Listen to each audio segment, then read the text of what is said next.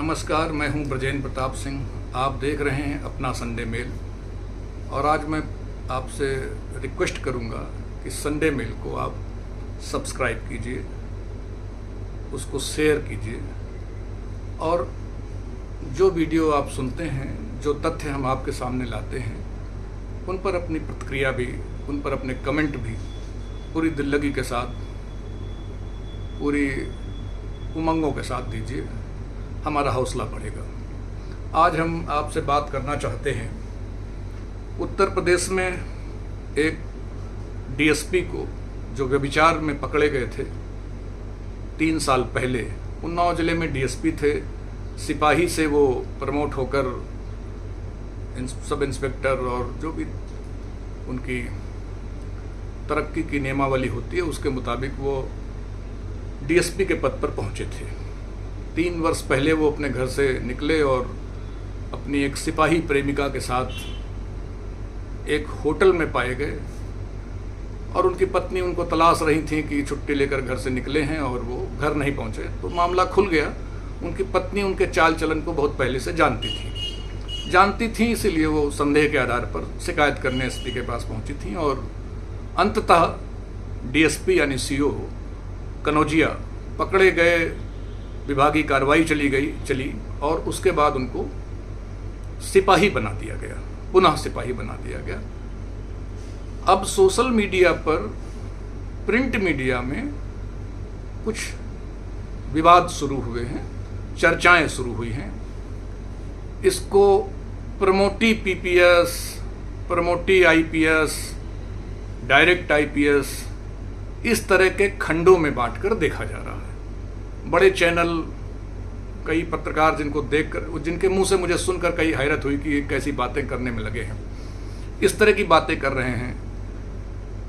एक राज्यसभा के मेंबर हैं ब्रजलाल, पहले आईपीएस थे, डीजीपी होके एडीजीपी होके रिटायर हुए उत्तर प्रदेश में, भाजपा के साथ हैं। उन्होंने भी कहा इसको तो बर्खास्त कर दिया जाना चाहिए था। मुख्यमंत्री योगी आदित्यनाथ ने जब देखा कि पुलिस की छवि पर बट्टा लग रहा है तो उन्होंने इसको सिपाही के पद पर पदावनत कर दिया, डिमोशन कर दिया। 1 साल की नौकरी बची है। अब वो अगर डीएसपी कनौजिया या तो हाई कोर्ट जाएंगे अपनी सजा के खिलाफ, ये जो सरकार ने कहा है उसके खिलाफ वो हाई कोर्ट जाएंगे। हाई कोर्ट से कुछ राहत मिल गई तो ठीक, नहीं मिली तो ठीक। सामाजिक रूप से ये आदमी शर्मसार हो गया है। अब आईपीएस था तो उसको दंड ज़्यादा मिलना चाहिए कि कम मिलना चाहिए, प्रमोटी था तो उसको दंड ज़्यादा मिला या कम मिला, ये बहस मेरे तमाम पत्रकार मित्र इस देश में खड़ी कर रहे हैं। और मुझे हैरत है कि 2-4 दिन में कोई ऐसी बात भी कर देगा कि वो दलित है कि पिछड़ा है कि बैकवर्ड है कि फॉरवर्ड है, इस तरह की बातें करके भी सजा के नाम पर मीमांसा शुरू करेंगे। और वो वीडियो हमारे देश का आदमी और बाहर का आदमी भी सुनेगा, समझेगा। मैं आपको लेकर चल रहा हूँ उत्तर प्रदेश पुलिस के दर्जन भर अफसर बलात्कार, छेड़छाड़, यौन हिंसा, यौन अपराधों में पकड़े गए हैं। कोई नई बात नहीं है। कनौजिया का डिमोट हो जाना कोई नई बात नहीं है। कानपुर में एक डीएसपी था जिसने हाई स्कूल की विद्यार्थी को, फौज में उसके पिता रहते थे, एयरफोर्स का फौजी था वो, उससे दोस्ती गांठी चकेरी में, कानपुर में, और उसकी बेटी को बलपूर्वक उसने कई साल तक उसका यौन शोषण किया। वो लड़की लड़ी और उसके ऊपर फिल्म बनी। अंततः डीएसपी को कई साल के संघर्ष के बाद वो लड़की और उसका फौजी पिता जेल भेज पाया। डीएसपी सस्पेंड हुआ, डीएसपी जेल गया। सवाल डीएसपी के जेल जाने का नहीं है, सवाल है किसी सरकारी सेवा में चरित्र का, नैतिक शिक्षा का। आप दरोगा बन गए, आप आईपीएस बन गए, आप कप्तान बन गए, बनने के बाद आप कैसी हरकतें करते हैं? क्या ये देश भूल पाया है रूपल देवल बजाज को, जिनको सुपर काप कहते थे? गिल ने उनके शरीर के एक हिस्से में चिकोटी काटी थी। वो कितनी देर तक, कितनी दूर तक लड़ी। अभी उत्तर प्रदेश सरकार ने पिछले वर्ष शिक्षकों को पुरस्कार देने की योजना के तहत आवेदन मांगे, ऑनलाइन आवेदन भरे जा रहे थे। उसमें ये जानकारी भी देनी थी कि इस शिक्षक का या शिक्षिका का आम चरित्र, आम ख्याति कैसी है, एक शिक्षक का या शिक्षिका की आम ख्याति कैसी है जब वो पुरस्कार के लिए आवेदन करती है या करने वाला होता है, तो एक दरोगा चौकी का उसके बारे में ये पता करता है कि इनकी आम छवि कैसी है। ट्यूशन तो नहीं पढ़ाते, आप रहने वाले कानपुर के हैं, तैनाती लखनऊ में है, चौकी का दरोगा आपके बारे में पूछता है कि आपकी आम छवि कैसी है। तो मेरा सवाल ये है कि जब बड़े पदों पर बैठे हुए लोग कदाचार करते हैं, नैतिकता के खिलाफ जाते हैं, एक जो परंपराएं देश में स्थापित हैं, समाज में स्थापित हैं, उसके खिलाफ जाते हैं, तो जब वो जा रहे होते हैं तो सरकारी सेवा नियमावली के तहत और कुर्सी की मान मर्यादा के तहत इन पर खुफिया क्यों जांच नहीं होती? इनके बारे में एक पब्लिक डोमेन में शिकायत का एक खुला मंच क्यों नहीं होता कि इनके बारे में कोई भी आदमी अपनी सूचना, अपनी जानकारी दर्ज करा सके? आप देखिए कि जो हाई कोर्ट है, जो सुप्रीम कोर्ट है, वहाँ के जजेस एक नैतिकता बरकरार रखते हैं कि वो पब्लिक के साथ बहुत घुलते मिलते नहीं, अपनी छवि वो ऐसी बचा कर रखने की कोशिश करते हैं कि न्याय हो और होता हुआ दिखे भी। यही कानून की परंपरा भी है और यही कानून का मकसद भी है। लेकिन इस डीएसपी के मामले में जिस तरह की बहस चल रही है, वो बहस गलत दिशा की तरफ जा रही है। सुप्रीम कोर्ट ने 2018 में एडल्टरी को ख़त्म कर दिया। इसके पहले अगर आप 2018 तक जब आप एक शादीशुदा पुरुष किसी शादीशुदा महिला के साथ इस तरह के अपराध, यौन अपराध करते हुए, सहमति के साथ हो, असहमति के साथ हो, सवाल नहीं, सहमति के साथ भी करते हुए पकड़ा जाता था तो उस एडल्टरी पर 5 साल तक की जेल थी।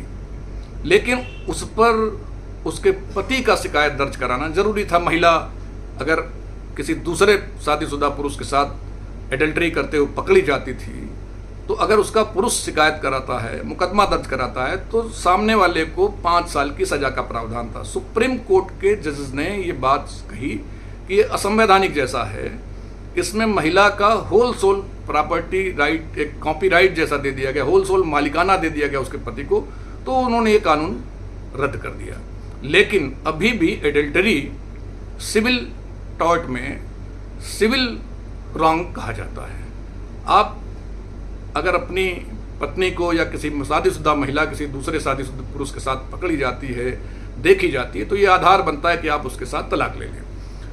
सवाल तलाक लेने का नहीं, सवाल आपसी भरोसा तोड़ने का नहीं, सवाल है कि आप किस तरह से उत्तर प्रदेश की जो पुलिस है उसकी जो ख्याति, उसका जो आचरण है वो कैसे बिगड़ता जा रहा है। आप आए दिन सुनते हैं कि रेप पीड़िता जब शिकायत करने गई, कानपुर में भी मामला सामने आया, इसके पहले हमीरपुर में सामने आया कि रेप पीड़िता जब शिकायत करने गई थाने में, तो थाने में फिर उसके साथ एक बार बलात्कार हो गया।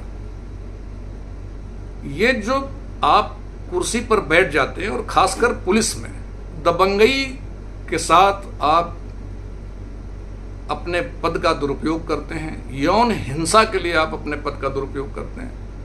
प्रयागराज में एक जवान मार दिया गया, बीएसएफ का जवान था।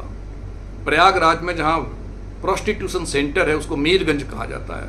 पंडित जवाहरलाल नेहरू का जन्म इसी गली में हुआ था, इसलिए पूरे देश में इस गली की चर्चा है। मीरगंज प्रयागराज में, जिसे इलाहाबाद कहते थे, वहाँ पर वो प्रोस्टिट्यूशन सेंटर है, वो बदनाम गलियाँ हैं। वहाँ एक बोर्ड लगा हुआ है कि अगर यहाँ पर कोई सैनिक दिखेगा तो उसके खिलाफ सख्त कार्रवाई होगी। अंग्रेज जानते थे कि ये एक ऐसा अड्डा है जहाँ उनके जवान जाते हैं। उन्होंने उस समय ऐसे प्रोहिबिशन के बोर्ड, वर्जना के बोर्ड, प्रतिबंध के बोर्ड वहाँ लगवाए थे कि उनका कोई सैनिक, उनका कोई सिपाही, कोई सार्जेंट उन गलियों के आसपास दिखेगा तो उसके खिलाफ सख्त कार्रवाई होगी और जेल भी जाएगा। जब 2014 में 13 और 14 के आसपास का मामला है, ये बीएसएफ का सिपाही वहाँ वेश्यावृत्ति के झगड़े में कि इसी वेश्या के साथ मैं जाऊँगा, इसी के साथ मैं रहूँगा, इसी को लेकर जाऊँगा, अपनी राइफल के साथ वहाँ पहुँचा और गोली चली, गैंगवार हुआ और उसको गोली मार दी गई। कार्रवाई हुई। तमाम दरोगा, तमाम डीएसपी, तमाम आईपीएस इस तरह की गुंडई और बर्बरता में लगे हुए हैं। उत्तर प्रदेश में, मध्य प्रदेश में, किसी भी प्रदेश में, दिल्ली में भी ये हरकतें खुलेआम होती हैं।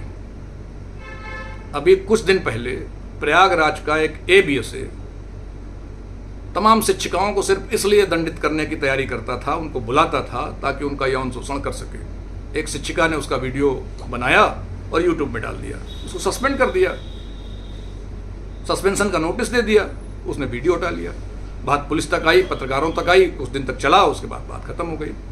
तो ये इस तरह के जो यौन अपराध हैं, एक BSF के ADG, आपने सुना अभी 15 दिन पहले, 1 महीने पहले, ADG साहब ने एयरपोर्ट पे एक अच्छी लड़की सिपाही दिखी, उसको पकड़ लिया, उसके साथ अमर्यादित बातें की। अब ADG को आपने वापस उसके मूल पद पर भेज दिया, दंड देना चाहिए था उसको। लेकिन महिला सिपाही ने कहा नहीं ठीक है, हम हाथ जोड़ते हैं, गलती कर दी। आपसी बातचीत दबाव में आपने बात को खत्म कर दिया। इस तरह की जो हरकतें हैं, इनके खिलाफ पब्लिक डोमेन में एक पब्लिक प्लेटफॉर्म होना चाहिए जहां पर लोग सरकारी पदों पर बैठे हुए लोगों के खिलाफ शिकायत दर्ज कर सकें, कंप्लेंट दर्ज करा सकें। अभी पूर्वांचल के एक जिले में एक कलेक्टर था, मुख्यमंत्री योगी आदित्यनाथ तक ये बात पहुंची, क्योंकि वो कलेक्टर जिस IAS अफसर का दामाद था, वो मुख्यमंत्री के विभाग में काम कर चुके थे। वो मियाँ बीबी दोनों पहुंचे शिकायत करने मुख्यमंत्री से कि मेरा दामाद बदचलन हो गया है, IAS है, प्रॉपर IAS है, प्रमोटी नहीं था। और साहब एक बैंक की मैनेजर को उसने खुलेआम अपने घर में रख लिया। पूर्वांचल के किसी जिले में तैनात था, मैं नाम खोलना नहीं चाहता, बिहार के अफसर है जिनकी बेटी थी वो, जिनका दामाद है वो।